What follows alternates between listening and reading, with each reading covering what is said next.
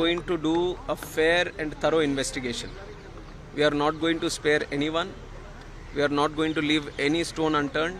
We will do properly according to the protocol, and we are going to go to the depth of why this incident has happened. That much I can tell you now.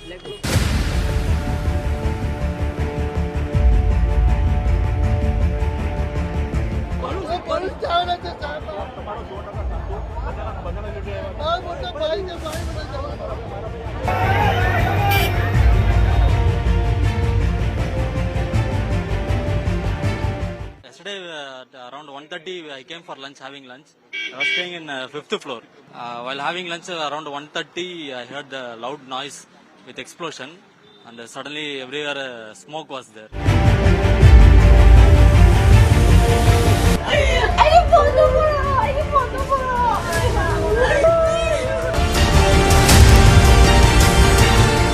मगर 1.25 lakh litre ईंधन विमान के अंदर ही था और लगभग गर्मी तापमान इतना ऊंचा हो गया कि किसी को बचाने की मौका ही नहीं मिला.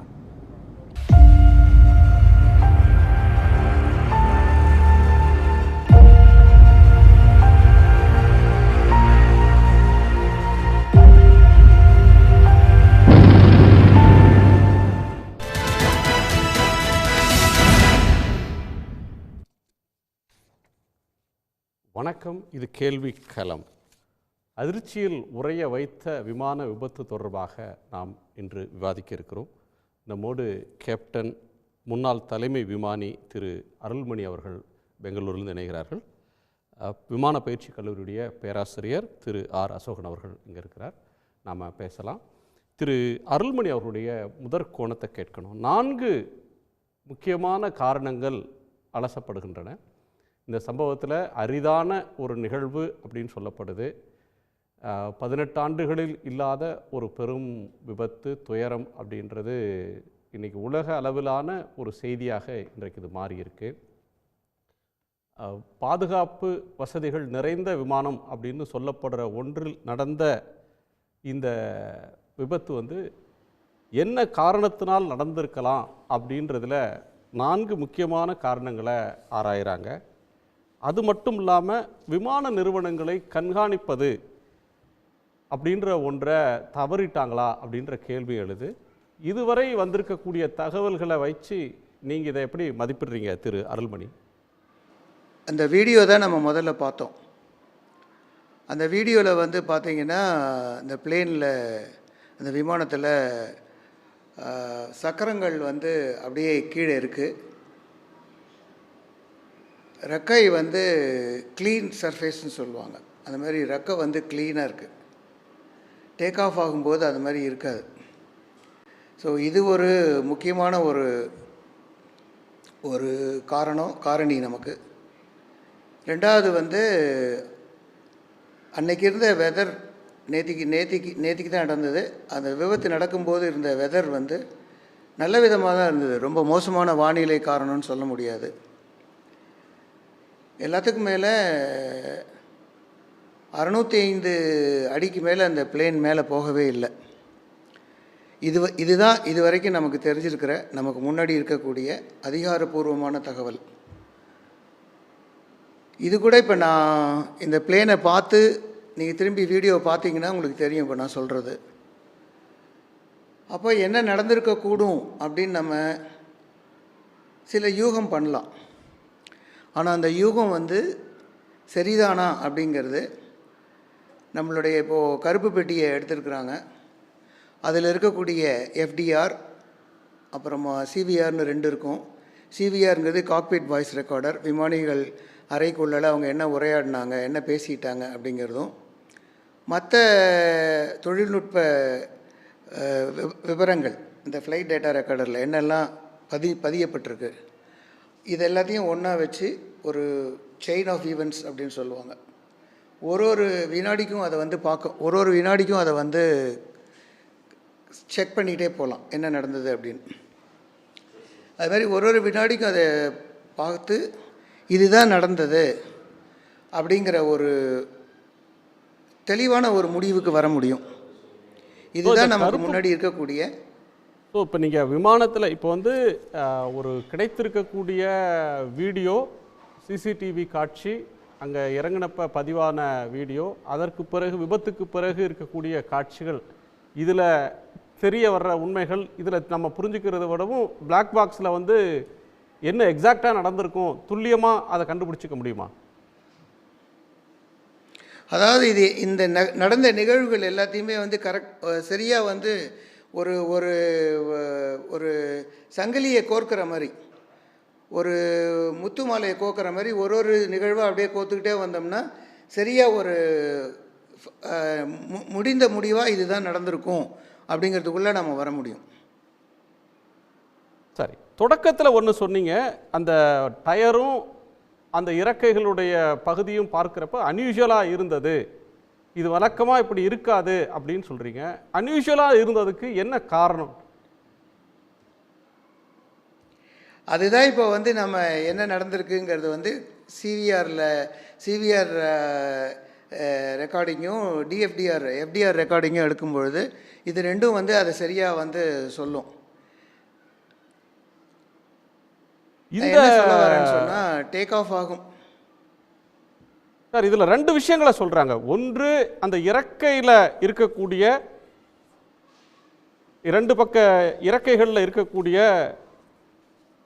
அந்த ரெண்டு அம்சங்களை சொல்கிறாங்களே, ஸ்லாட்ஸ் அண்ட் ஃப்ளாப்ஸ், அது வந்து இருந்த பொசிஷன் தவறாக இருக்கு, இது இப்படி இருக்கக்கூடாது, இது ஒரு காரணமாக இருக்கக்கூடும் அப்படின்னு சொல்றாங்க.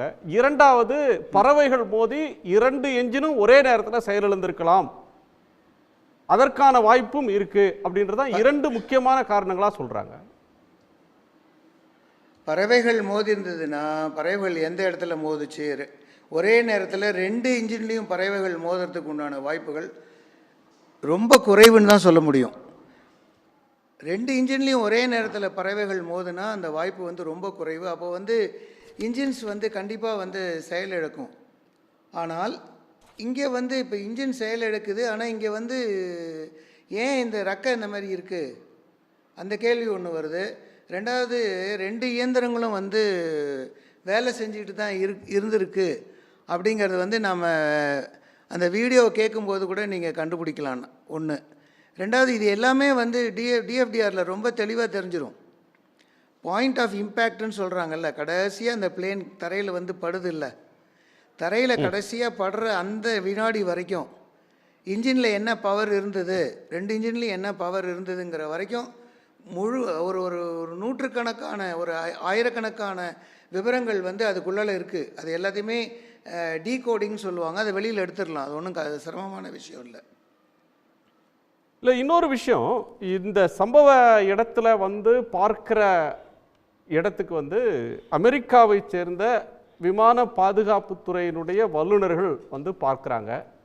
இப்போது முதல் பாயிண்ட்டு, அதில் இந்த விஷயத்தில் அமெரிக்காவில் இருக்கக்கூடிய அந்த பாதுகாப்பு வல்லுநர்களுக்கு தான் போதுமான அனுபவம், உலகளாவிய எக்ஸ்பர்டைஸ் அப்படின்றது அவர்களுக்கு தான் இருக்கா, அல்லது இந்த ஸ்பெசிஃபிக் விமானம் அப்படின்றதுனால அவங்க வர்றாங்களான்னு தெரிஞ்சுக்க விரும்புகிறேன். ரெண்டாவது, அங்கே வந்து பார்த்த எக்ஸ்பர்ட்ஸ், யுஎஸ் எக்ஸ்பர்ட்ஸ் சொன்னது வந்து அந்த சம்பவ இடத்துல இருந்த அந்த இதை பார்க்குறப்ப சர்ப்ரைசிங்காக இருந்தது, அந்த ஃப்ளாப்ஸோட பொசிஷன், இறக்கைகளுக்கு மேலே இருக்கக்கூடிய எழும்பி நிற்கக்கூடிய அந்த தகடுகள் மாதிரியான தன்மை கொண்ட அந்த இதில் அவ சரியாக பொருத்தப்படலை, பார்க்கறதுக்கு சர்ப்ரைஸாக இருந்தது அப்படின்னு சொல்கிறாங்களே. ஏன்னா இப்போது இது ஏன் அது மாதிரி சொல்கிறாங்கன்னா வந்து இப்போதைக்கு வந்து இதுதான் முடிந்த முடிவுன்னு அவங்களால சொல்ல முடியாது. அந்த சிவிஆர் டிஎஃப்டிஆர் ரீட் அவுட்ஸ் ரெண்டுத்தையும் கோரிலேட் பண்ணும்போது தான் அது தெரிய வரும். ஒன்று. இன்னொன்று, பறவைகள் மோதி தான் விமான இயந்திரங்கள் பழுதாகிருக்கு அப்படின்னு சொன்னால் அந்த இயந்திரங்கள்லேருந்து எடுக்கக்கூடிய சில விஷயங்கள்லேருந்து கண்டுபிடிச்சிடலாம் பறவைகள் மோதிச்சா இல்லையாங்கிறது அதில் தெரியும். எல்லாத்துக்கும் மேலே பறவைகள் மோதும்போது ஒரு லவுட் பேங் சத்தம் கேட்கும். அந்த சத்தம் வந்து கண்டிப்பாக வந்து டிஎஃப்டிஆர்லேயோ இல்லை சிவிஆர்லேயோ, டிஎஃப்டிஆர்லேயும் வரலாம், சிவிஆரில் கூட அது ரெக்கார்ட் ஆகிறதுக்கு வாய்ப்புகள் இருக்குது. சத்தத்தினுடைய வால்யூம் சொல்கிறாங்களே, ஒலியினுடைய அதிகமான ஒலியா கம்மியான ஒலியா அந்த மாதிரி கேட்கறதுக்கு வாய்ப்புகள் இருக்குது. இப்போது பேர்டு ஹிட் ஆகுது, பறவை வந்து இயந்திரத்தில் அடிக்குதுன்னு சொன்னால் முன்னாடி இருக்கிற ஃபேன் பிளேட்ஸு, அதுக்கப்புறமா இருக்கக்கூடிய கம்ப்ரஸர் பிளேட்ஸு, வரிசையில் இருக்கிற பிளேட்ஸில் எல்லாத்துலேயுமே வந்து பாதிப்புகள் இருக்கும். இப்போ அதெல்லாம் எடுப்பாங்க, இது எல்லாத்தையுமே எடுப்பாங்க. எல்லாத்தையும் எடுக்கும்போது தெரிஞ்சிடும் இது வந்து பறவைகள் மோதினால இன்ஜின்ஸில் இயந்திரங்களில் வந்து உந்து சக்தி இல்லாமல் போயிடுச்சா, இல்லை தேவையான உந்து சக்தி இல்லாமல் போயிடுச்சா அப்படிங்கிறது தெரிய வரும். 4 முக்கியமான காரணங்களை சொல்கிறாங்களே சார், இதில் வந்து இன்னென்ன காரணங்கள் இதற்கு லீட் பண்ணி இருந்திருக்கலாம் அப்படின்னு சொல்லுகிற போது இதற்கு பொறுப்பேற்க வேண்டியது யார் அப்படின்ற ஒன்று கொண்டு வராங்க. ஒன்று மனித தவறா, அல்லது மெஷினோட ஃபால்ட்டு, ஏர்க்ராஃப்டோட ஃபால்ட்டா? உங்களுக்கு இந்த நிறைய இதை படிச்சிருப்பீங்க, பல்வேறு நிபுணர்கள் சொல்கிற கருத்துக்களை கேட்டிருப்பீங்க. முதற்கட்டமாக உங்களுக்கு ஏற்படுற சிந்தனை என்ன சார்? பிரைமா ஃபேசி எவிடன்ஸ் அப்படின்றத தான் நீங்கள் முதற்கட்டமாக சொல்ல வரீங்க. பிரைமா ஃபேசி எவிடன்ஸ் அப்படிங்கிறது இப்போ நம்ம முன்னாடி இருக்குது. என்னுடைய பர்சனல் அனுபவம் இந்த பிளேனில் போயிங் 787 ட்ரீம் லைனர் 2012 2020 வரைக்கும் நான் இந்த பிளேனில் வந்து தலைமை விமானியாக வேலை செஞ்சுருக்கேன். என்னுடைய மொத்த அனுபவங்களையும் கணக்கில் வச்சுட்டு பார்க்கும்போது இந்த பிளேன் வந்து அவ்வளோ சுலபத்தில் கீழே வரக்கூடிய விமானம் இல்லை. ஏன்னா இதில் நிறைய பாதுகாப்பு அம்சங்கள், நிறைய விஷயங்கள் இதுக்குள்ளே இருக்குது. அவ்வளோ சுலபத்தில் இந்த பிளேன் கீழே வர முடியாது. எல்லாத்தையும் விட இன்றைக்கி இருக்கிற தொழில்நுட்ப டெக்னிக்கல் அட்வான்ஸ்மெண்ட் அப்படின்னு ஆங்கிலத்தில் சொல்லுவாங்க.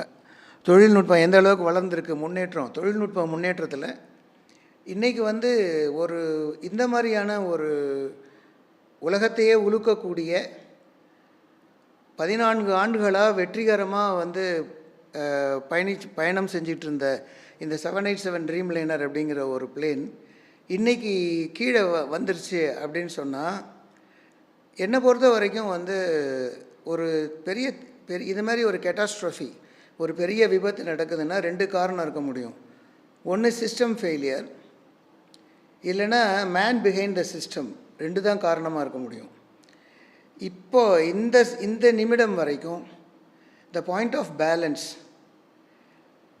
கொஞ்சம் towards man behind the system தான் என் மனசுக்கு படுது.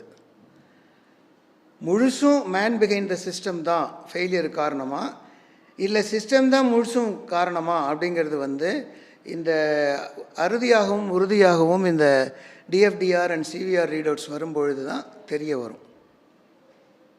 சார், 2 விஷயத்த சொல்கிறீங்க. ஒன்று 2012 20 வரையிலும் அதில் இருந்ததாக, இந்த குறிப்பிட்ட விமானத்தோடு உங்களுக்கு இருக்கிற தொடர்பை சொல்கிறீங்க. நேற்றுக்கு கூட சொல்லும்போது இந்த விமானத்தை அங்கேருந்து எடுத்துகிட்டு வந்ததே நான் தான் அப்படின்னு சொல்லியிருந்தீங்க. இது விபத்துக்கு ஆளாவது அப்படின்ற ஒன்று உலக உழுக்குது. இதோட உங்களோட அசோசியேஷன் என்ன? இன்னொன்று, மனித தவறு, அந்த விமானத்தை இயக்கிய 2 விமானிகளுடைய தவறாக இருக்கக்கூடும், அதற்கு வாய்ப்புகள் அதிகம் அப்படின்ற ஒரு இடத்துக்குள்ளே நீங்கள் நகர்றீங்க. அதற்கான பேசிஸ் என்ன சார்? நான் முழுசுமாக சொல்லலைங்க. நான் என்ன சொல்ல வரேன், தேர் ஆர் பாசிபிலிட்டிஸ். இந்த இருக்கக்கூடும் தான் நானும் சொல்கிறேன். நீங்கள் சொன்னது திட்டவட்டமாக அறுதிட்டு சொன்னீங்கன்னு சொல்லலை. இப்போ முள்ளு இப்படி நேராக இருக்குது, கொஞ்சம் சாயுது. இந்த நிலையில் இன்னைக்கு இந்த நிமிடம் நம்ம பேசிகிட்டு இருக்கிறோம், இந்த பக்கம் சாயுது, சிஸ்டம் பக்கம்தான் சாயுது. சிஸ்டமில் sorry, man behind the system, மனித தவறுக்கு வாய்ப்புகள் இருக்குது. இப்போது இது இந்த பக்கமாக சாயுமா இல்லை முழுசு இந்த பக்கமாக சாயுமா அப்படிங்கிறது முழு விவரங்கள் விசாரணையின் முடிவில் வரும்பொழுது தான் தெரியும். இந்த விமானத்தோட உங்களுக்கு இருந்த அசோசியேஷன் கேட்டேன். பலரும் சொல்லக்கூடியது வந்து இது ரொம்ப விபத்தே ஆகாத ரொம்ப அட்வான்ஸ்டு விமானம், ரொம்ப சேஃப்டி ஃபீச்சர்ஸ் இருக்கிற ஒன்று. ஆமாம் ஆமாம் ஆமாம் இந்த பிளேன் வந்து விபத்துக்கு உள்ளாகிறதுக்கு வாய்ப்புகள் ரொம்ப குறைவுங்க. நிறைய இது சொல்லிகிட்டே போகலாம். அது இப்போ பேசினா இந்த பிளேனை பற்றி பேசணுன்னா ஒரு 2 மணி நேரம் வேணும் நமக்கு. அவ்வளோ அவ்வளோ விஷயங்கள் இந்த பிளேன்குள்ளே இருக்குது. திரு செல்வராமலிங்கம், உங்கள் வியூ என்ன? இது முதல்ல வந்து டெல்லியிலேருந்து அகமதாபாத் வந்திருக்கு. ஸோ டெல்லியிலேயே வந்து வார்னிங் கொடுத்துருக்காங்க, ரொம்ப டெம்பரேச்சர் வந்து ஹையாக இருக்குது, ஸோ அதனால் அந்த காம்பனண்ட் எல்லாம் வந்து கரெக்டாக இருக்கணும் அப்படின்னு சொல்லிட்டு. இந்த ஏர்க்ராஃப்டில் பயன்படுத்தக்கூடிய பேட்டரி என்ன அப்படின்னு சொல்லி பார்த்தீங்கன்னா லித்தியம் அயன் பேட்டரி. ஸோ அந்த லித்தியம் அயன் பேட்டரி வந்து சூடாக இருக்கிறதுக்கான வாய்ப்புகள், சாத்தியக்கூறுகள் இருக்குது. ஸோ ஒருவேளை அந்த லித்தியம் பேட்டரி வந்து இங்கிருந்து டேக் ஆஃப் ஆகி போகும்போது அது வந்து அதில் ஏதாவது சூடாகி அது வந்து மின்கசிவு ஏற்படுத்தி அங்கே இமிடியேட்டாக ஒரு ஃபயரை வந்து உண்டாக்கி இருக்குதோ அப்படிங்கிற ஒரு பார்வையில் தான் என்னால் பார்க்க முடியுது. இதை வந்து ஹியூமன் எரர் அப்படிங்கிறத விட, ஏன்னா அந்த ஹியூமன் எரர் அப்படிங்கிறது வந்து நம்ம அந்த அளவுக்கு பார்க்க முடியாது. ஏன் அப்படின்னா இந்த விமானி வந்து ஏறக்குறைய 8000 மணி நேரம் பறந்த அனுபவம் பெற்ற விமானி. கூட இருக்கிற கோ பைலட் வேணால் 1000 மணி நேரம் தான் பறந்துருக்காரு. ஆனால் அந்த கேப்டன் வந்து 8000 மணி நேரம் வந்து பறந்திருக்கக்கூடிய ஒரு அனுபவம் பெற்ற ஒரு விமானி, ஒரு மாஸ்டர் பைலட் அப்படின்னு வந்து சொல்லலாம். ஸோ அவர் நிறைய ஃப்ளைங் பண்ணியிருப்பார். ஸோ அதனால் வந்து ஹியூமன் எரருக்கான வாய்ப்புகள் வந்து குறைவு அப்படின்னு தான். டெக்னிக்கல் எரர் இருக்கிறதுக்கான வாய்ப்புகள் வந்து ரொம்ப அதிகம். இப்போ ஒன்று வந்து அந்த பேட்ரி சூடாகி மின்கசிவு ஏற்பட்டிருக்கலாம். இல்லை அப்படின்னா பறக்கும்போதே வந்து basically it's a flying machine, ஒரு எந்திரம். ஸோ எந்திர கோளாறு எப்போ வேணாலும் நடக்கலாம். நம்ம வந்து ஒரு ஃப்ளைட் வந்து டேக் ஆஃப் ஆகுது அப்படின்னா நிறைய செக்கப், அதுக்கு முன்னாடி ஒரு பெரிய செக்லிஸ்ட்டே இருக்குது. நிறைய அதோட துறை சார்ந்த வல்லுநர்கள், பொறியாளர்கள் அதை வந்து ஆய்வு பண்ணுவாங்க. அந்த ஆய்வு வந்து சரியாக இருக்கும் பட்சத்தில் 100% சர்வீசபிலிட்டி இருந்தால் மட்டும்தான் ஒரு விமானத்தை வந்து அவங்க பறக்கிறதுக்கே அனுமதிப்பாங்க. ஸோ அந்த மாதிரி இருக்கும்போது இது ஒரு டேக் ஆஃப் ஆகி வித்தின் ஒரு 30 செகண்ட் டேக் ஆஃப்லேருந்து ஒரு 30 வினாடிகளுக்குள்ளே ஒரு கிராஷ் ஆகுது அப்படின்னா உள்ளுக்குள்ளே ஏதோ ஒரு டெக்னிக்கல் ஸ்னாக் இருந்திருக்கு. ஸோ அந்த டெக்னிக்கல் ஸ்னாக் வந்து அந்த இடத்துல வந்து பிளேஸ் ஆகிருக்குது அப்படிங்கிற பட்சத்தில் தான் இந்த தீ பிடிச்சிருக்கு. இந்த தீ பிடிச்சதே கூட வந்து அது புல்லிங் இல்லாமல் டவுன் ஆனதுக்கு அப்புறம் தான் வந்து தீ பிடிக்குது அப்படிங்கிறது வந்து நம்ம வந்து பார்க்குறோம். ஸோ அந்த புல்லிங்கான ஒரு விஷயம் வந்து த்ரஸ்ட் வந்து விழுந்ததா சொல்றீங்களா? இது வந்து தீ பிடிச்சதா சொல்றது வந்து விழுந்து நொறுங்கின பிறகு பெட்ரோல் டேங்க் வெடிச்சு அதுல இருந்து தீ பிடிச்சதா, இல்ல விழும்போதே தீ பிடிச்சு விழுந்ததுன்னு அந்த காணொலியை பார்க்கும்போது அந்த ஏர்கிராஃப்டோட புல்லிங் வந்து கிடைக்கல. அந்த அந்த அந்த அந்த அந்த த்ரஸ்ட் கிடைக்காம தான் அது வந்து கீழே போகுது. கீழே போனதுக்கு அப்புறம் தான் அதுக்கு கீழே வந்து கிரவுண்டில் லேண்ட் ஆனதுக்கு அப்புறம் அந்த தீப்பிழம்பு வந்துதா இல்லை லேண்ட் ஆகிறதுக்கு முன்னாடியே வந்துதா அப்படிங்கிற காணொலி நமக்கு சரியாக கிடைக்கல. ஏன்னா அந்த கட்டடம் மட்டும்தான் நமக்கு தெரியுது. கட்டடத்துக்கு கீழே போகுது, கீழே போன 2 வினாடிகளில் வந்து பெரிய தீப்பிழம்பு வந்து நமக்கு தெரியுது. அப்படி இருக்கும்போது நம்ம இதை கரெக்டாக வந்து எப்போ நமக்கு தெரியும் அப்படின்னா 2 பேர் தான் சொல்ல முடியும். ஒருத்தர் வந்து கருப்பு பெட்டி பிளாக் பாக்ஸ், இன்னொருத்தர் வந்து காக்பிட் வாய்ஸ் ரெக்கார்டர். இவங்க 2 பேரும் என்ன இறுதியாக வந்து இந்த 2 இதிலிருந்தும் நமக்கு என்ன தகவல் கிடைக்குது அப்படிங்கிறத வச்சு தான் நம்ம உறுதியிட்ட தகவலை வந்து நம்ம வந்து இறுதியாக வந்து சொல்ல முடியும். அதுவரையிலும் துறைசார் வல்லுநர்கள் அவங்களோட யூகத்தை வேணால் சொல்லலாம். ஆனால் இது இறுதியான தகவல் அப்படிங்கிறது வந்து ஏர்கிராஃப்ட் ஆக்சிடென்டல் அந்த டீம் அவங்க வந்து இன்வெஸ்டிகேஷன் பண்ணணும். அதுக்கப்புறம் மினிஸ்ட்ரி ஆஃப் ஏவியேஷன் இதை வந்து வெளியிடலாமா வேண்டாமா அப்படிங்கிறது முடிவு பண்ணுவாங்க. கவர்மெண்ட் ஆஃப் இந்தியா அதுக்கப்புறம் அவங்க முடிவு பண்ணுவாங்க. இதையெல்லாம் தாண்டி தான் இதோட உண்மை நிலை என்ன, இதோட இறுதி நிலை என்ன அப்படிங்கிறது வந்து நமக்கு தெரிய வரும். திரு அருள்மணி குறுக்கிட்டாங்க. சார், செல்வ ராமலிங்கம் சொல்றது வந்து ஒரு பறக்கும் எந்திரத்தின் தவறாக இருக்கிறதுக்கு தான் அதிக வாய்ப்பு, அங்கேருந்து வரும்போதே அதில் சூடாக இருந்ததுன்ற ஒரு கருத்து இருக்குது. லித்தியம் பேட்டரி அது சூடாகி வெடித்து இது நடந்திருக்கலாம்னு சொல்கிறாரு. ரெண்டு விஷயம் இதில் நான் தெளிவுபடுத்த விரும்புகிறேங்க. லித்தியம் அயான் பேட்டரியினுடைய பிரச்சனை வந்து கிட்டத்தட்ட இந்த பிளேன் வந்தபோது 2011-12 இந்த பிரச்சனை வந்துருச்சு. அதை சரி பண்ணிட்டாங்க. லித்தியம் அயான் பேட்டரினால் வந்து ஃபயர் ஆகிறதுக்கு உண்டான வாய்ப்புகள் இப்போ சுத்தமாக கிடையாது. முதல் விஷயம். 2வது விஷயம், எத்தனை ஏர்க்ராஃப்ட் கிராஷ் ஆகிறத நீங்கள் வந்து நிறைய காணொலியிலையோ இல்லை இந்த மாதிரி அதாவது ஏர் ஷோ அப்படின்னு சொல்லுவாங்க, ஏர் ஷோலலாம் வந்து ஏர்க்ராஃப்ட் கிராஷ் ஆகுது. ஏன் ஏர்பஸ் 320 பிளேன் ஃபஸ்ட்டு டெமான்ஸ்ட்ரேஷன் ஃப்ளைட்டில் கிராஷ் ஆச்சு. கிராஷ் ஆன ஒரு 2 செகண்டில் தீ பிடிக்கிறதுக்கு வாய்ப்புகள் அதிகம் உள்ள ஒரு இயந்திரம் சார் அது. இந்த பேட்டரியிலேருந்து மின்கசிவு வந்து தான் அது தீ பிடிக்கணுங்கிற அவசியமே இல்லை. இது முதல் விஷயம் நான் மாறுபடுறதில்ல. ரெண்டாவது விஷயம் வந்து அது அங்கேருந்து டெல்லியிலேருந்தோ இங்கேருந்தோ வரும்போது உள்ள சூடாக இருந்ததுன்னா ஏர் கண்டிஷனிங் சிஸ்டம் வேறு, இன்ஜினுடைய பவர் சிஸ்டம் வேறு. இந்த பிளேனில் ஏர் கண்டிஷனிங் பவர் வந்து இன்ஜின்லேருந்து போகலை. முதல்ல அதை நம்ம தெரிஞ்சுக்கணும், முதல் விஷயம். ரெண்டாவது, ஏர் கண்டிஷனிங் சரியாக வேலை செய்யாததுனால 2 இன்ஜின் வேலை செய்யாமல் போகும் அப்படிங்கிறது சரியான ஒரு நிலைப்பாடாக இருக்க முடியாது. இந்த பிளேனை பொறுத்த வரைக்கும், எந்த பிளேனாக இருந்தாலும், இந்த பிளேனாக இருந்ததுன்னா கண்டிப்பாக அந்த நிலைப்பாடு நம்ம எடுக்க முடியாதுங்க. இதுதான் நான் அவர் பேசுனதுலேருந்து நான் மாறுபடுற விஷயம் இந்த 2. மூணாவது, இதில் வெளிநாட்டு பயணிகளும் இதில் இருந்திருக்கிறாங்க.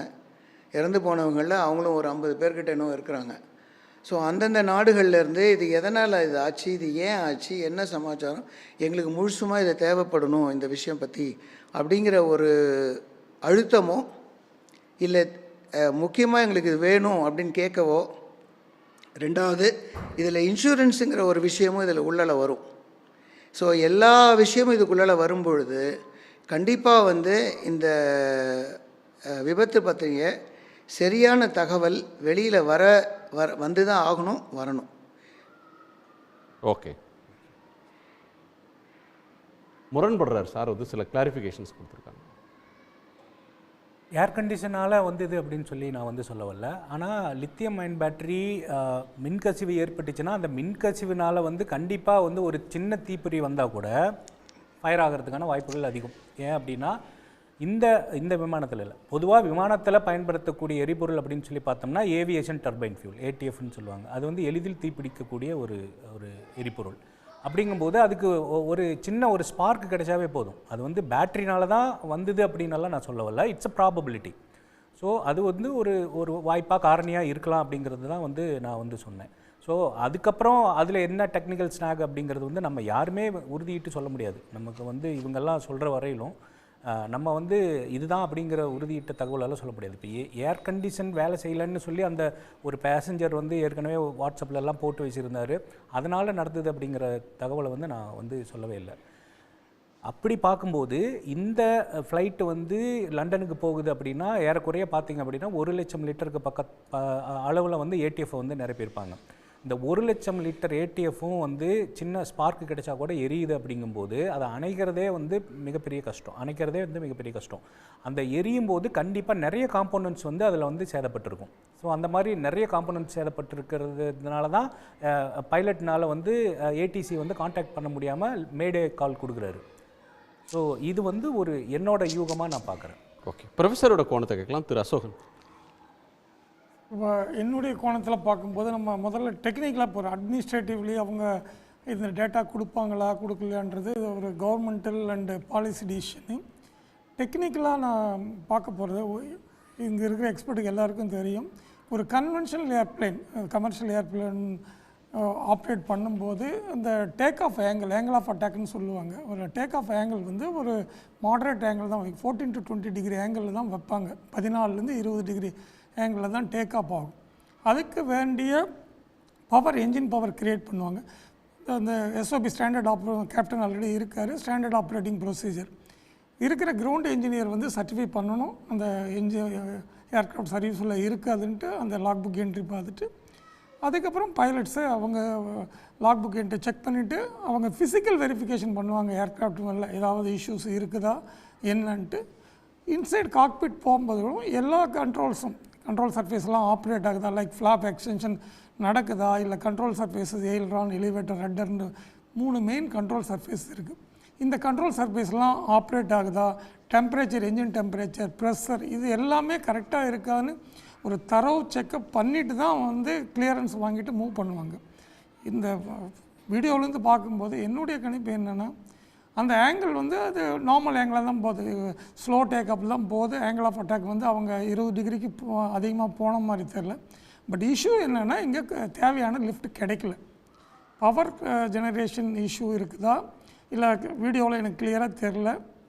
2 திங், ஃப்ளாப்புன்றத ஒரு அடிஷ்னல் கண்ட்ரோல் சர்ஃபேஸ், 3 கண்ட்ரோல் சர்ஃபேஸில் எல்ரான், எலிவேட்டர், ரட்டர், இது வந்து டேக் ஆஃப் லேண்டிங்க்கும் ரொட்டேஷனுக்கும் டைரெக்ஷனுக்கும் யூஸ் பண்ணுறதுக்கு அடிஷ்னலாக இந்த ஃப்ளாப்ஸ் யூஸ் பண்ணுவாங்க. அந்த ஃப்ளாப்ஸ் டேக் ஆஃப் பண்ணும்போது ஆங்கிளை குறைச்சி வைப்பாங்க, இல்லை லேண்ட் பண்ணும்போது இன்க்ரீஸ் பண்ணுவாங்க. அந்த மாதிரி பண்ணும்போது இந்த ஆங்கிள் ஃப்ளாப் எக்ஸ்டெண்ட் ஆகிற மாதிரி கேப்டன் சொன்ன மாதிரி நான் என்னுடைய அப்சர்வேஷனும் அது தேவையான எக்ஸ்டென்ஷன் இல்லை.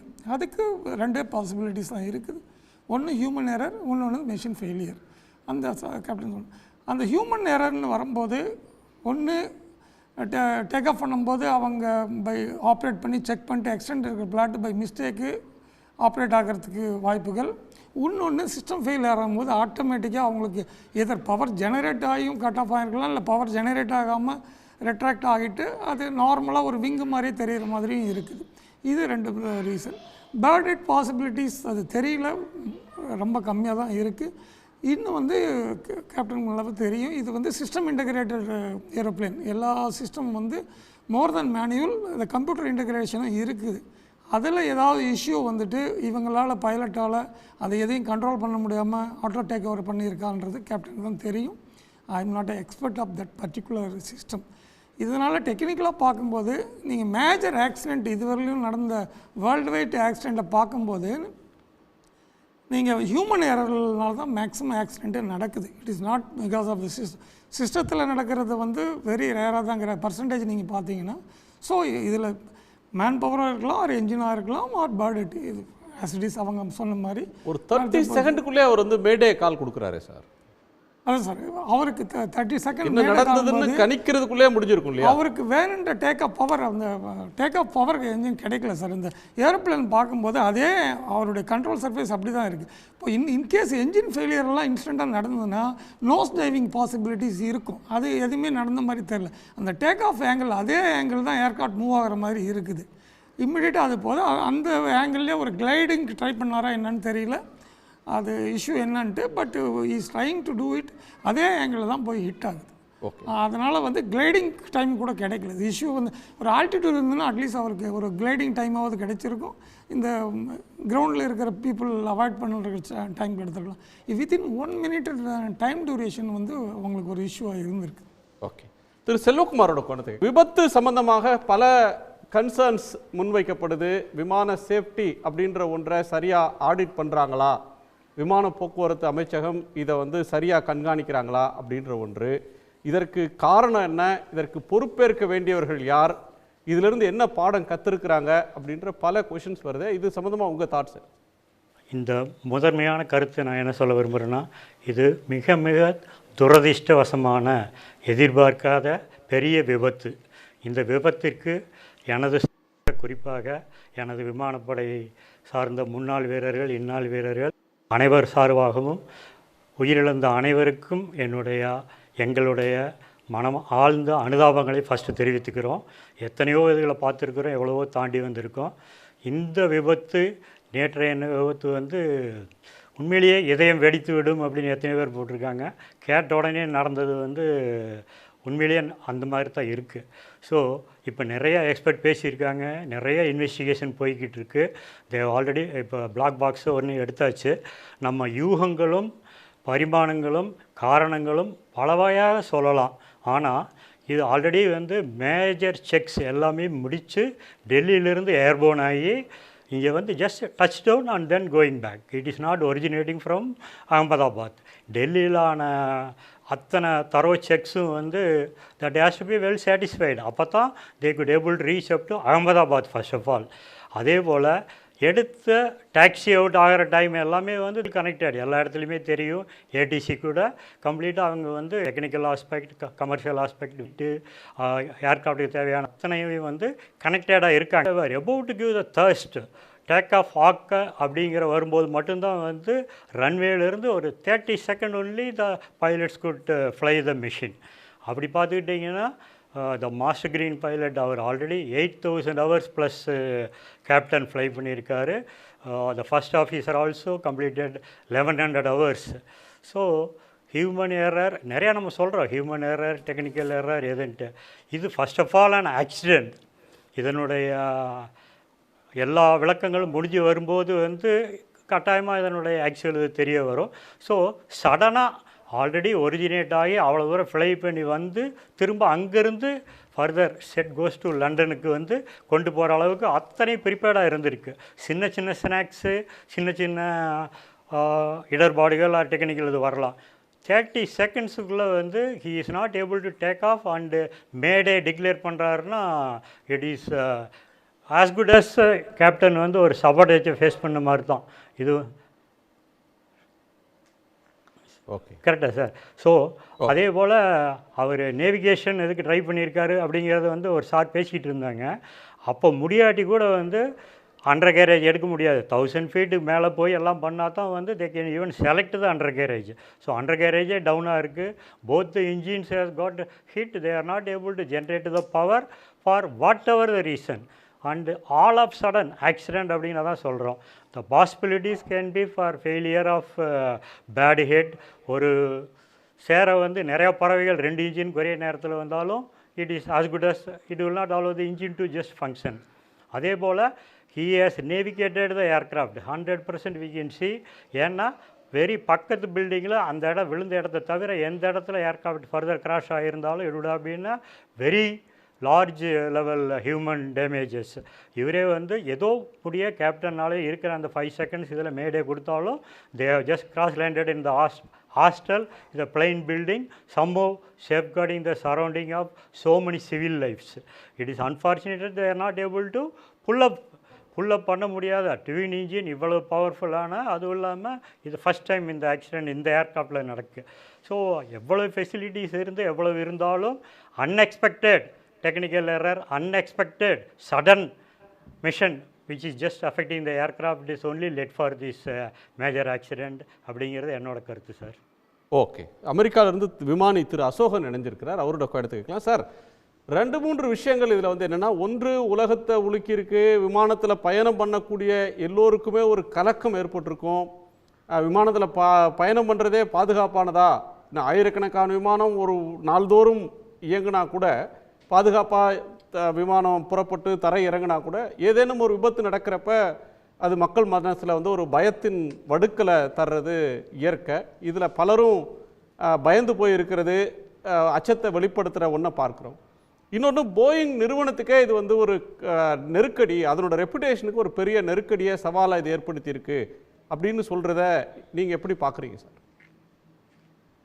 நன்றி. இது வந்து இப்போ நேற்றுல இருந்து நான் என்ன அப்சர்வ் பண்ணுறேன்னா, ஒவ்வொரு இந்தியரும் அவங்க வீட்டில் இது நடந்ததாக ஃபீல் பண்ணுறாங்க. இவ்வளவு இம்பேக்ட் நான் நிறைய ஆக்சிடென்ட்ஸ் நான் பார்த்துருக்கேன். இவ்வளோ இம்பேக்ட் நான் பார்த்ததே கிடையாதுன்னு தான் சொல்லணும். அந்த அளவுக்கு இது வந்து அது எல்லாரையும் பாதிச்சிருச்சு. ஏன்னா இந்திய மண்ணில் இது நடந்ததுனால இது மாதிரி major disaster once in oil நடந்துட்டு தான் இருக்குது. ஆனால் திருப்பி நம்ம ரீஇன்ஸ்டேட் நம்ம சொல்லிக்கிட்டே இருக்கிறோம், ஏவியேஷன் வந்து இது வந்து இருக்கிற டிரான்ஸ்போர்ட்லேயே சேஃபஸ்ட்னு. ஆனால் மக்கள் என்ன பார்க்குறாங்கன்னா, இந்த 300 பேர் ஒன்றா இறந்துருக்காங்கங்கிறது இன்னோவேட்டபிள்.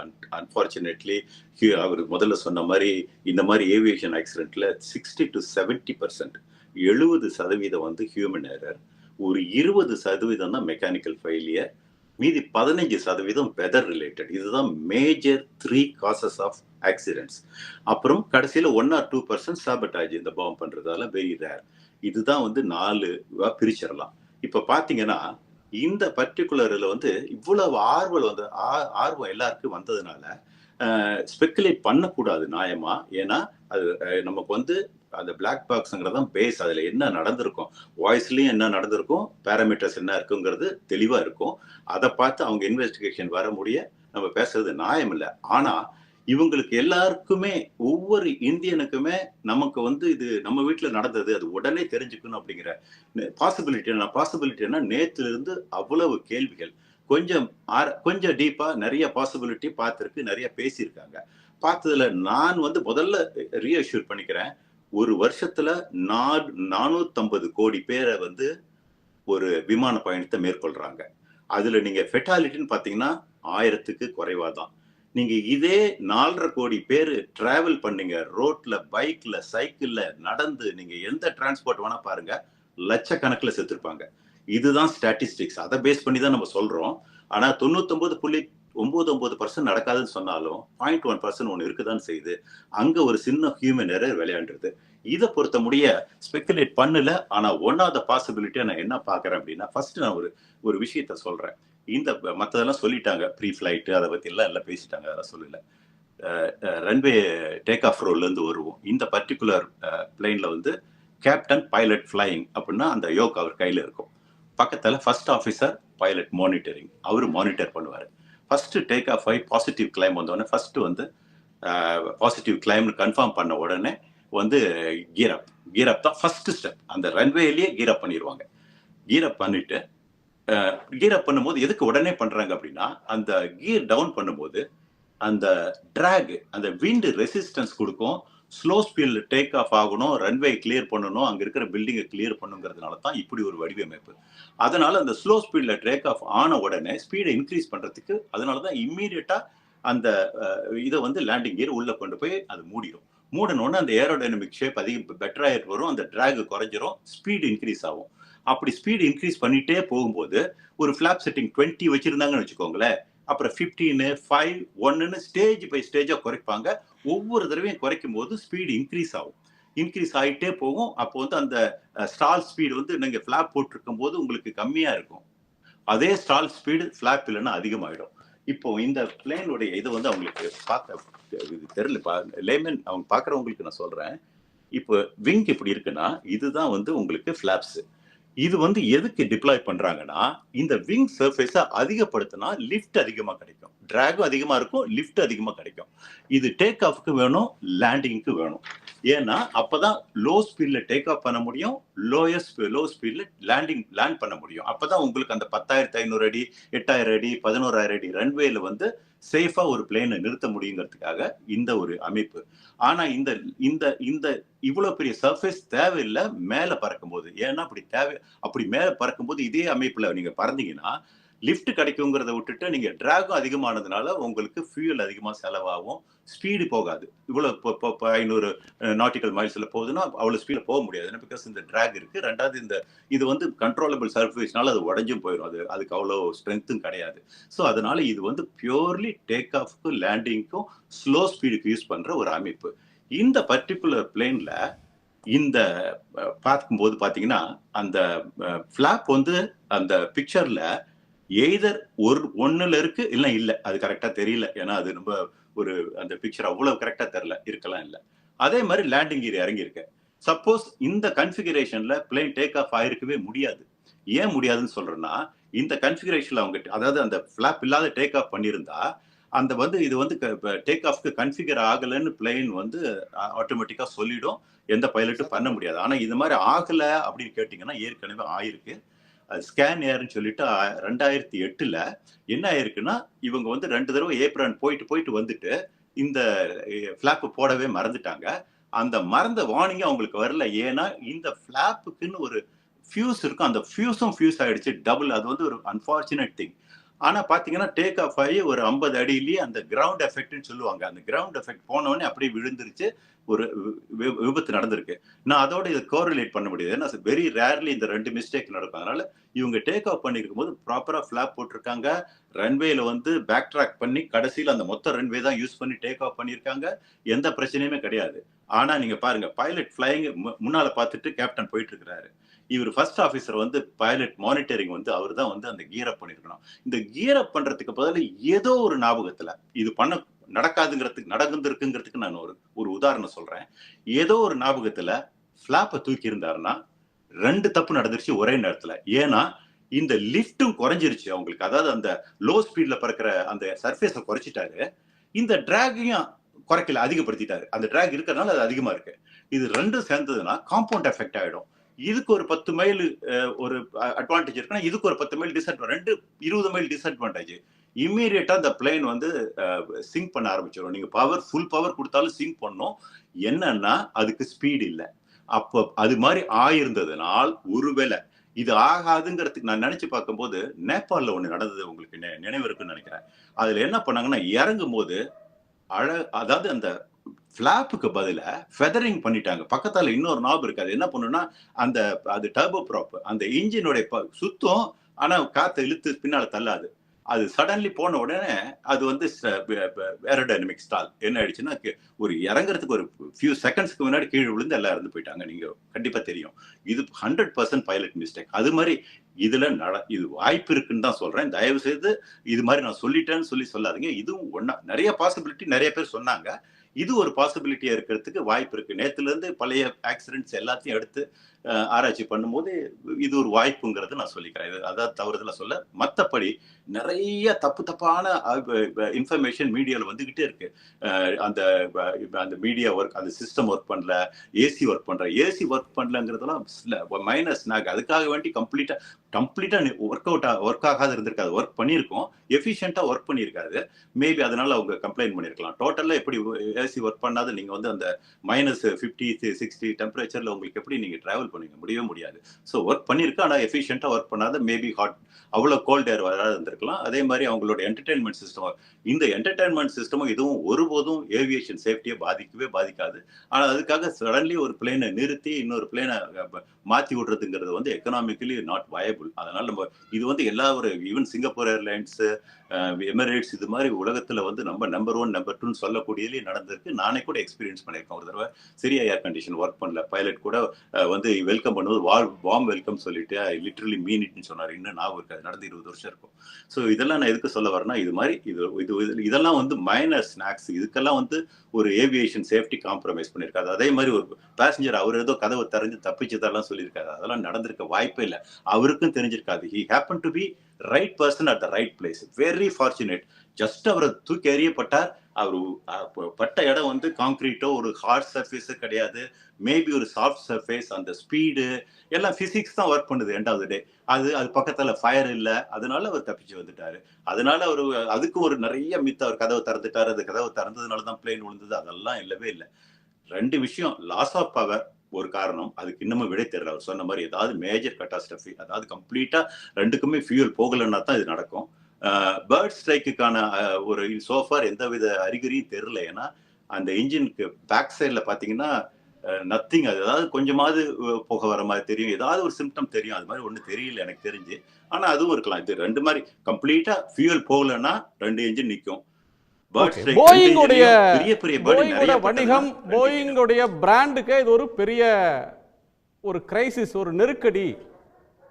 இது வந்து சேஃப்டி அப்படின்ற முன்னாடி ஒரு கிரைசிஸ் இதுல வந்தது. இப்ப மீண்டும் அந்த பிரச்சனை வருதுன்னு சொல்றாங்களே சார். இது ஒரு தமிழ் பழமொழி கூட இருக்கு, பட்டக்காலே போடும் கெட்டக்கூடிய கெடுங்கிற மாதிரி. இவங்களுக்கு என்ன ஆயிடுச்சுன்னா, இந்த போயிங் மேக்ஸ் வந்தது பாத்தீங்களா, அதுல ஒரு டிசைன், அந்த ஒரு சாஃப்ட்வேர் ஃபிளா வந்துடுச்சு. ஏன்னா அது வந்து என்ன ஆயிடுச்சுன்னா 737ங்கிறத வந்து இன்னும் பெட்டராக்க பார்த்தாங்க. ஏன்னா காம்படிஷன் அப்படி இருக்கு மார்க்கெட்ல. அது 1967 இருந்து தொடர்ந்து பறந்துட்டு இருக்கிற ஒரு விமானம். அதனால அது வந்து எஃபிஷியன்ட் ஆக்கணும், இன்னும் மோர் பேசஞ்சர் பண்ணணும். அதே மாதிரி இப்போ எல்லாம் ஃபியூல் எஃபிஷியன்சிங்கிறது பார்த்தீங்கன்னா அந்த பைபாஸ் ரேஷியோவை அதிகப்படுத்தி, அதுதான் இப்போ. ஏன்னா அதான் சொல்றேன், 40 வருஷத்துக்கு முன்னாடி நான் என்ன ஃபேர்ல வந்து மெட்ராஸ்ல இருந்து, அப்ப மெட்ராஸ், இப்ப சென்னை, மெட்ராஸ்ல இருந்து லண்டனுக்கு பயணம் பண்ணணும், அதே விலையில தான் இன்னும் இருக்கு. நீங்க இன்ஃபிளேஷன் கணக்கு போட்டீங்கன்னா அது மாதிரி 4 மடங்கு ஆயிருக்கும். எப்படி அப்படின்னா, ஃபியூல் வந்து அவ்வளவு தூரம் அப்போ போனதுல கால்வாசி கூட இருக்காது. அப்போ வந்து ஒரு இடத்துல ஒரு 10 லிட்டர் இருக்கிற இடத்துல இப்போ 5 லிட்டர் தான் எடுக்கிற மாதிரி எஃபிஷியன்ட் பண்ணியிருக்காங்க. ஸ்டாஃபை குறைச்சிருக்காங்க. அப்போ ஒரு புக்கு கொடுப்பாங்க, 3-4 பேஜ் இருக்கும், ஒவ்வொருத்தரும் ஒரு பேஜை கிழிப்பாங்க. ஒவ்வொரு ஸ்டேஜையும் கிழிச்சிட்டு வருவாங்க. இப்போ ஃபோனை காமிச்சிட்டு போறோம். அதே மாதிரி ஸ்டாஃபை குறைச்சி இது மாதிரி எஃபிஷியன்ட் ஆக்கி அதே விலையில நம்மளை மெயின்டைன் பண்றாங்க. அப்படின்னா விலை குறைஞ்சிட்டு இருக்குங்கன்னு பாக்குறேன், விலை அதிகமாகல. ஏன்னா அந்த இன்ஃபிளேஷனை நீங்க போட்டீங்கன்னா இன்னைக்கு வந்து அதனுடைய டிக்கெட்டோட விலை 3 மடங்காவது அதிகமா இருக்கணும். அது இல்லாத அளவுக்கு ஏவியேஷன் வந்து எஃபிஷியன்ட்டா போயிட்டு இருக்கு. இப்படி வரும்போது காம்படிஷன் அவங்களுக்கு அந்த பைபாஸ் ரேஷியோவை அதிகப்படுத்தணும். அப்போ அதுக்காக வேண்டி இன்னும் அந்த கம்ப்ளீட்டா 737 ஸ்கிராப் பண்ணிட்டு ஒரு புது டெவலப்மெண்ட்னா பில்லியன்ஸ்ல செலவாகும். அது செய்ய விரும்பல. அதுக்கு பதில் என்ன பண்ணாங்கன்னா, இது மாதிரி பெரிய இன்ஜினை ஃபிட் பண்ண பார்த்தாங்க. ஆனா என்னன்னா, கிரவுண்ட் கிளியரன்ஸ் இல்ல. உங்களுக்கு அந்த இன்ஜின் பாத்தீங்கன்னா அது லோவா தான் இருக்கும் 737 ஏற்கனவே. அதை விட இப்போ எக்ஸிஸ்டிங்கோட பெருசா போட்டீங்கன்னா வம்புன்னு சொல்லி அந்த இன்ஜினை கொஞ்சம் முன்னால போட்டாங்க. முன்னால போடும்போது இந்த வெயிட் பேலன்ஸ்ல பிரச்சனை வந்து ஏதாவது ராங் இன்புட் போட்டுட்டா வம்புன்னு சொல்லிட்டு அது வந்து அதை பைலட் தெரியாத பண்ணிட்டா தப்பாயிடக்கூடாதுங்கிறதுக்காக கம்ப்யூட்டர் வந்து ஓவர் ரைட் பண்ண முடியாத ஒரு சாஃப்ட்வேரை டெவலப் பண்ணாங்க. அது கம்ப்ளீட்லி ஃபெயில் ஆயிருக்கு. அதனால அது ரெண்டு தான். அது வந்து ஒரு புது டெவலப்மெண்ட். எப்பயும் சின்ன சின்ன ஸ்நாக் வரும். அன்பார்ச்சுனேட்லி போயிங் கரண்ட் வந்துருச்சு. அதுதான் மேஜர் இஷ்யூ. அதுக்கு பிறகு இந்த மாதிரி இந்த டோர் ஒரு தடவை ப்ளோன் ஆனது, இந்த மாதிரி ஸ்ட்ரக்சரல் ப்ராப்ளம் எல்லாம் வந்ததுனால நமக்கு வந்து ஒரு காலத்துல நீங்க பாத்தீங்கன்னா ஃபர்ஸ்ட் ஃப்ளை பை வயர் வந்து கொண்டு வந்தது ஏர்பஸ் தான். 80ஸ்ல கொண்டு வந்தாங்க. கொண்டு வரும்போது பாத்தீங்கன்னா அப்போ வந்து ஃபர்ஸ்ட் டெஸ்ட் ஃபிளைட்டை வந்து நேரா டேக் ஆஃப் ஆகி இதே மாதிரி கீழே விழுந்து எரிஞ்சு போச்சு. அப்ப சொன்னாங்க ஐயோ இதெல்லாம் ஆபத்து, இது வந்து கம்ப்யூட்டர் ஓவர் கண்ட்ரோல் பண்ணுதுன்னு. பட் அதெல்லாம் சரி பண்ணி இன்னைக்கு அதுதான் எல்லாருமே யூஸ் பண்ணி, ஈவன் போயிங் அதான் யூஸ் பண்ணிட்டு இருக்காங்க. யோக்ஸ்டிக் வச்சிருந்தா கூட ஃப்ளை பை வயர்ல தான் போயிட்டு இருக்குது. இன்னைக்கு அதுதான் வந்து அவங்க முதல்ல ஆரம்பத்துல அந்த ஸ்நாக் அவங்களுக்கும் வந்தது. அப்ப எல்லாம் சொன்னாங்க ஓ ஏர்பஸ் சேஃப்டி இல்ல, போயிங் தான் சேஃப்டின்னு. இப்ப அது மாதிரி இந்த ஒப்பீனியன்கெல்லாம் மாறக்கூடியது. இன்னும் ஒரு 5-6 வருஷம் 10 வருஷத்துல இதுல எந்த ஆக்சிடென்ட்டும் வரல, ஏர்பஸ்ல வந்ததுன்னா இந்த ஒப்பீனியன் ஷிஃப்ட் ஆகும். ஓகே. திரு அருள்மணி சார், இந்த சம்பவத்தில் வந்து ஒரே நேரத்தில் பல விசாரணைகள் நடக்குது. டாட்டாவும் வெளிப்படையாக சொல்லியிருக்காங்க, என்ன கண்டறியப்பட்டாலும் அதை மக்கள் மன்றத்தில் நாங்கள் வெளிப்படையாக வைப்போம், இதில் மறைப்பதற்கோ வேறு எந்த இதற்கும் எங்களுக்கு எந்த எண்ணமும் இல்லைன்னு டாட்டா நிர்வாகம் அறிவிச்சிருக்கு. விமான போக்குவரத்து துறை விசாரணை செய்கிறாங்க. இப்போ கருப்பு பெட்டி கிடச்சிருக்கு.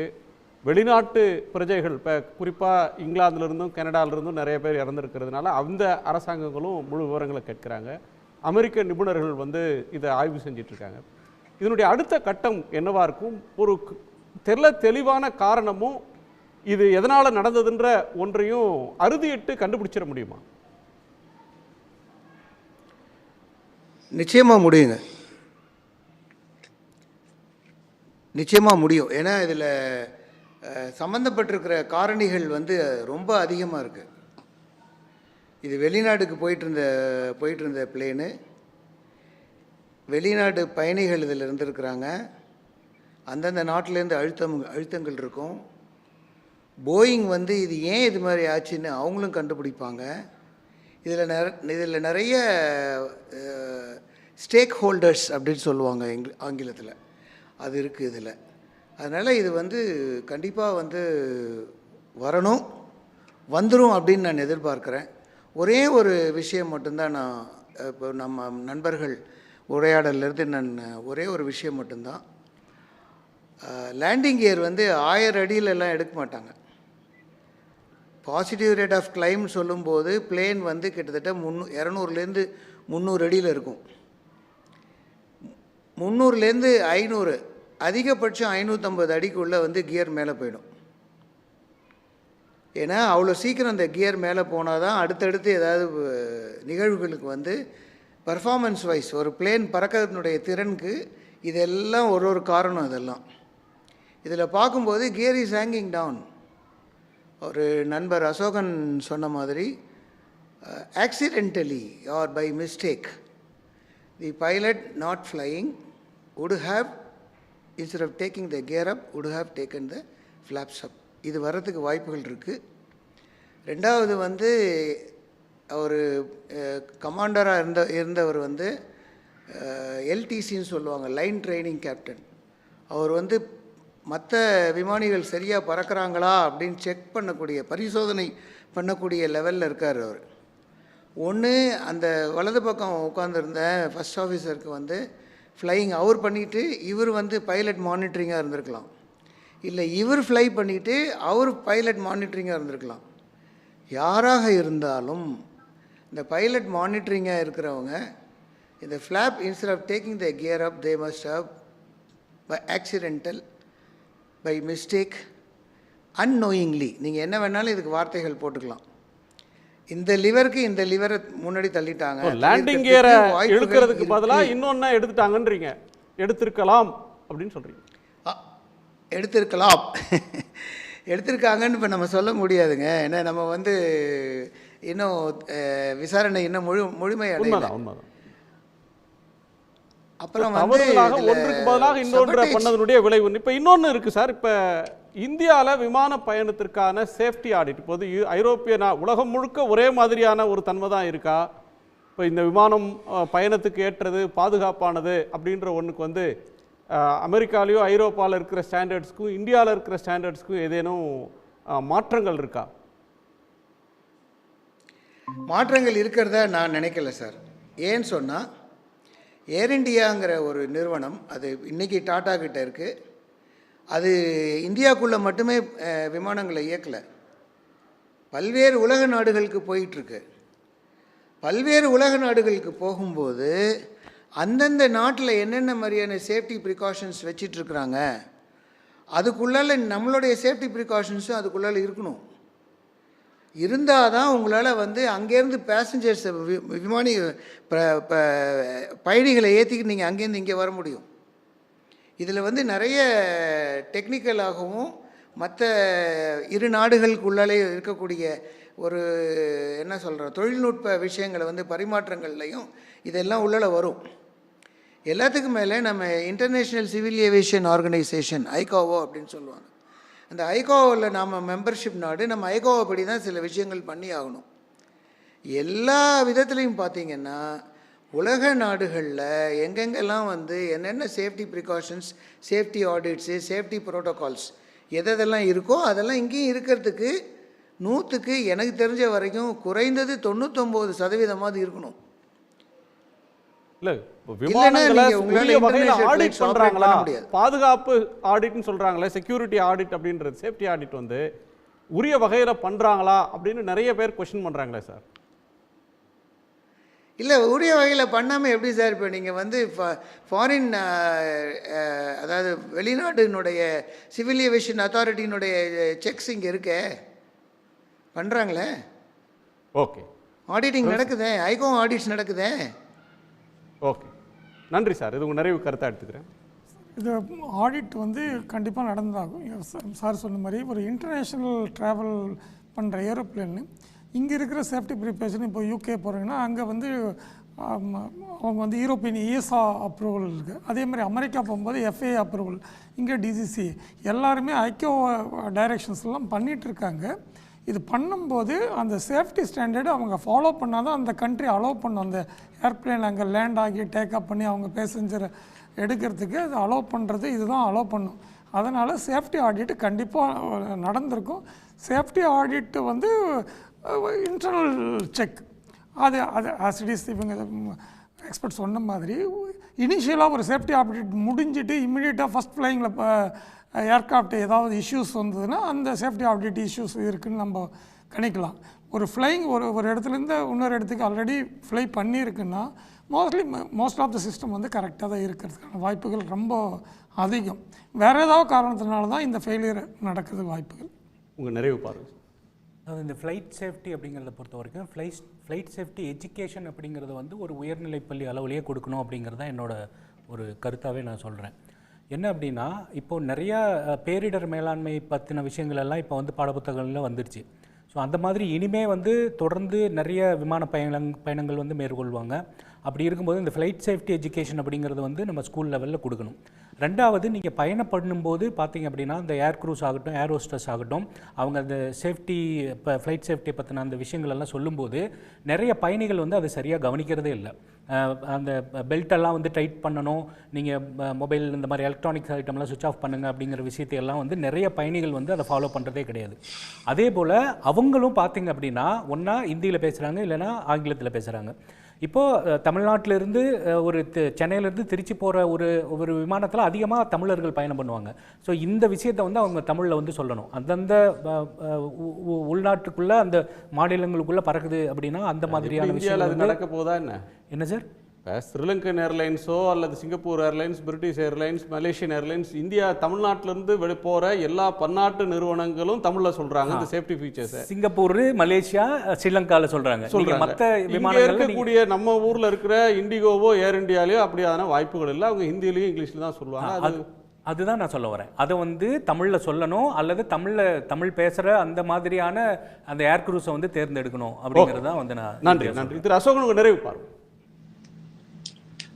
சொல்லுங்க, உங்க ஃபைனல் தாட்ஸ். ஹலோ. ஃபைனல் அதுதான். இப்போது நிறைய வந்து நம்ம சேஃப்டியை பற்றி இந்தியன் கவர்மெண்ட்டு ஏர் இந்தியா பற்றிலாம் நிறைய தவறான கருத்து நேற்று நிறைய பார்த்தேன், கமெண்ட்ஸ்லாம் பார்த்தேன். முற்றிலும் தவறு. எனக்கு முன்னாடி இருந்தவர் பேசுகிற மாதிரி அவர் வந்து 100% வந்து 100% வந்து இது வந்து ஒரு ஸ்டாண்டர்ட் இருக்கு. அது வந்து எல்லாருமே எந்த ஒரு நாளும் ஃபாலோ பண்ணணும். ஒரு சில கண்ட்ரி இருக்கு, அதை நான் சொல்ல விரும்பல. அந்த மாதிரி கண்ட்ரியை வந்து பேன் பண்ணிட்டாங்க. யூரோப்பியன் ஸ்பேஸ் ஏஜென்சியும் வந்து நம்ம அதே மாதிரி அமெரிக்காலையும் வந்து எங்க ஏர் ஸ்பேஸ்க்கு நீ வரக்கூடாதுன்ட்டாங்க. அது நோட்டோரியஸ் கண்ட்ரி, நோட்டோரியஸ் ஏர்லைன்ஸ் எல்லாம் வந்து அவங்க வந்து டார்கெட் பண்ணியிருக்காங்க. இந்தியா நிச்சயமா இல்லை. இந்தியாவுடைய சேஃப்டி ஸ்டாண்டர்ட்ல எந்த குறையும் இல்லை. இந்த ஏர்லைன்லையும் எந்த விதமும் குறை கிடையாது. இது மேபி நான் சொன்ன மாதிரி இந்த 60 to 70% பைலட் எரரா இருக்கிறதுக்கும் வாய்ப்பு இருக்கு. அல்லது மெக்கானிக்கல் எரரா இருந்ததுன்னா இன்னும் ஒரு மாசத்துல அந்த இனிஷியல் ப்ரிலிமினரி ரிப்போர்ட் நமக்கு தெரியும். அதில் 100% அதுலேயே நமக்கு தெரிஞ்சு போயிடும் இதுதான் காசுன்னு. அதுக்கு பிறகு ஃபைனல் ரிப்போர்ட் பல மாதங்கள் அல்ல வருடங்களை கூட ஆகலாம். ஆனால் இனிஷியல் ரிப்போர்ட்லேயே நமக்கு எல்லாமே ஓரளவு நமக்கு டைரக்ஷன் தெரிஞ்சு போயிடும். அதனால தயவு செய்து இது மாதிரி நிறைய தேவையில்லாத ஸ்பெகுலேஷன், இதனால தான் போச்சு, இதுல சரியா வேலை செய்யல, எது வீட்டில் ஒரு பொருள் இருக்கு, எல்லா பொருளும் எல்லா நேரத்திலையும் வேலை செய்யாதா, கொஞ்சம் நம்மளும் நெஞ்ச தொட்டு பார்க்கணும். முடிஞ்ச அளவுக்கு அது முடியாது. அடுத்து ஃபிக்ஸ் பண்ணுவாங்க. அந்த நேரத்தில் நீங்க இருந்தீங்கன்னா ஒன்றும் பண்ணியிருக்க முடியாது. உடனே ஒரு ப்ராப்ளம் வந்ததுன்னா அதுக்கு வந்து ஒரு ப்ரோட்டோக்கால் இருக்கு, அதுக்கு எழுதி வைப்பாங்க, அவங்க இன்னொருத்தவங்க வந்து ஃபிக்ஸ் பண்ணுவாங்க. அப்படியே அதே கண்டிஷன்ல அவங்க ஓட்ட மாட்டாங்க. ஏன்னா பேசஞ்சர் கம்ஃபர்ட்டாக ட்ராவல் பண்ணலன்னா அவங்க இந்த ஏர்லைன் பிஸ்னஸ்ல நிற்க முடியாது. இது கட் த்ரோட்டு 2% 3% ப்ராஃபிட்க்கு ஸ்ட்ரகிள் பண்றாங்க. நிறைய ஏர்லைன்ஸ் பிரிட்டிஷ் ஏர்வேஸ் மாதிரி ஏர்லைன்ஸ் எல்லாம் கூட ஒரு பர்டிகுலர் சமயத்துல சம்பளம் கொடுக்க முடியாத எம்ப்ளாயிஸ் கிட்ட இது கேட்டாங்க, ஒரு 3 மாசம் சம்பளம் இல்லாத வேலை செய்யணும், அப்படியெல்லாம் நிலைமை இருக்குது. அப்படிங்கும்போது யாரும் வந்து ரிஸ்க் எடுத்துக்க மாட்டாங்க. ஆனா இந்த மாதிரி சின்ன சின்ன விஷயங்கள் தான் காரணம்னு சொல்லிட்டு ஏகப்பட்ட பொய் காரணங்களும் தவறான விஷயங்களும் மீடியா, அது சோசியல் மீடியால கண்ணா பின்னான்னு போயிட்டு இருக்கு. அதுல நான் பாக்குறதுல 99.99% பொய்யும் தப்பா விஷயமாவே இருக்குது. எதுவுமே உண்மை கிடையாது. சேஃப்டி ஸ்டாண்டர்ட்ல யாரும் காம்ப்ரமைஸ் பண்ணல. போயிங்க்குன்னு ஒரு இது இருக்குது, ஒவ்வொரு இதுக்குமே இருக்குது. இத்தனை அவர் பறந்ததுன்னா இந்த சர்வீஸ் பண்ணணும்னு சொல்லிட்டு ஒரு பர்டிகுலர் அவர் பறந்த வாட்டி, அந்த பர்டிகுலர் சைக்கிள் வந்த வாட்டி லிட்ரலி நீங்க அதை நம்ப மாட்டீங்க, அந்த பிளைனை வந்து ஸ்ட்ரிப் பண்ணிட்டு திருப்பி ரீபில்ட் பண்ற மாதிரி பண்ணுவாங்க. டாய்லெட்ல இருந்து கழட்டிடுவாங்க. கழட்டி எங்கேயாவது மயிரிலையில எங்கேயாவது ஒரு இடத்துல கிராக் இருக்கா, அப்படி இருந்தா ஃபிக்ஸ் பண்ணி அதை வந்து ஃபாலோ பண்ணி, இது மாதிரி சோ மெனி செக்ஸால தான் நான் சொன்னேன். இது மாதிரி 450 கோடி பேர் டிராவல் பண்ணி வெறும் 1000 பேர் தான் இறக்குறாங்கிறது ஸ்டாட்டிஸ்டிக்கல் ப்ராபபிலிட்டி நீங்க எடுத்து பார்த்தீங்கன்னா எவ்வளவு லோன் தெரியும். 450 மில்லியன் பீப்புள் சைக்கிள்ல போனாங்களா கூட நான் சொல்லுவேன் ஒரு 50,000 பேர் செத்துருவாங்க. Sorry to say that. Okay, நன்றி சார். உங்கள் எல்லோருடைய கருத்து பகிர்வுக்கு நன்றி. மீண்டும் சந்திப்போம். இது கேள்விக்களம் மக்களின் மேடை.